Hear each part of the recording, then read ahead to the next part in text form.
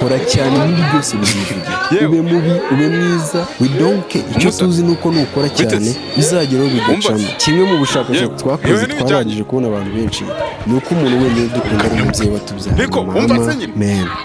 Sometimes tujya twibaza ngo ubuzima bwacu bumeze bute, gusa biranakwiye koko tu kubera yuko njye nsubiza amaso inyuma nkareba nk'ubuzima nanyuzemo, vuga ati se mana mfite kuburaminga nde, ese mfite kuburaminga mama wambyaye, ese mfite kuburaminga imana, ese mfite kuburaminga papa, abavandimwe ndetse n'inshuti, asanga nta muntu mfite kuburaminga. That's me, ninjye ufite kwiburaminga kubera yuko always igihe nyuri ku isi mfite amaboko, mfite amaguru, mfite ubwenge ndetse n'ibindi imana yampaye, mfite gukora cyane kugira ngo ngere kure. Erega reka mbabwire inshuti zanjye, sometimes tujya tugira ikintu kibi cyo kwibaza ku bantu, ugasanga ukoze amakosa ugiye kuyaburaminga mugenzi wawe, ntabwo aba ari ibintu byiza cyane kubera yuko ese mubwira ikintu cya nyacyo gihari. Iteka iyo ukoze ikosa ukamenya kurisabira imbabazi, uburemere bwose ryaba rifite. Bimwe mu bintu tutaramenya ni uko ukuri kuratsinda kurusha ikinyoma. Uzavuga ikinyoma pe, ukivuga umuntu acyumve, niyishima avuga ati umuntu ambwije ukuri, uyu muntu akoze ibintu byadanje, gusa uzaba uri gushimisha umuntu wowe utari kwishimisha kubera ko always ikinyoma gihora kibabaza nyiri kukivuga. Iga kuvuga ukuri kubera ko ukuri naje gusanga aricyo kintu cyonyine gituma umutima wacu usigaye ukeye. Ese reka kubaza akabazo gato, ubu uvuze ukuri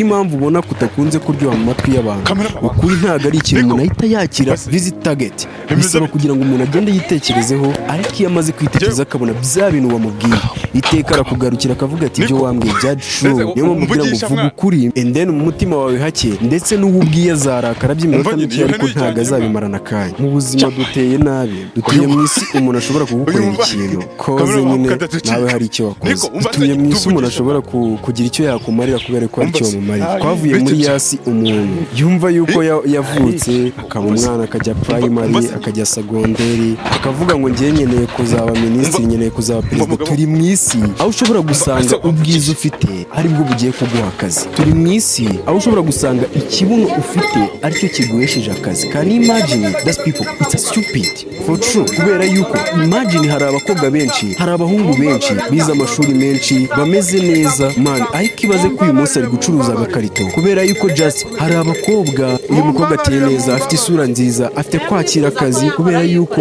ibyo byo urabifite pe, ariko wa wundi uri nothing empty, nta kazi afite kubera yuko ari kuzira icyo Imana yamuremeye, ari kuzira yuko Imana yamuremye gutyo kubera ryarari ryuzuye mu bantu. Bari gushaka gufata iby'amaso yabo yishimiye, ntabwo muri gushaka gufata Imana mukurikije icyo umuntu yakoreye. Ese utekereza gute kuba umuntu yavuka akajya mu wa mbere, akajya mu wa kabiri, akajya mu wa gatatu, akagera segonderi, akagera seziyemu akarangiza? Kora cyane ibindi byose bizivugira, ube mubi ube mwiza we don't care, icyo tuzi nuko nukora cyane bizageraho bigacamo. Kimwe mu bushakashatsi twakoze twabarije kubona abantu benshi ni uko umuntu wenyine dukunda ari umubyeyi watubyaye, ni mama. Abandi bose bantu tubana mu buzima bwa buri munsi, umugabo wawe cyangwa se umugore wawe ni umuntu muba mubana mu nzu kugira ngo mufatikanye ubuzima bubashe kuborohera.